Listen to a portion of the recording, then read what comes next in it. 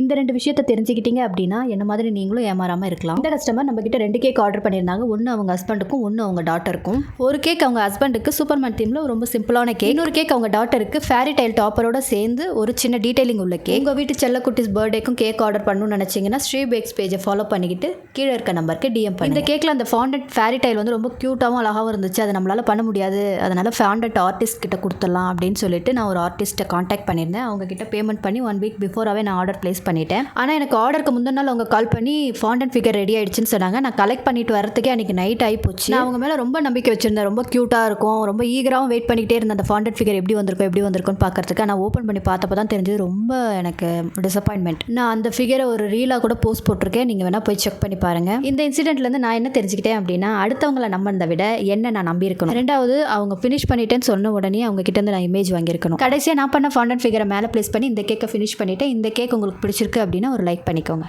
Thank you.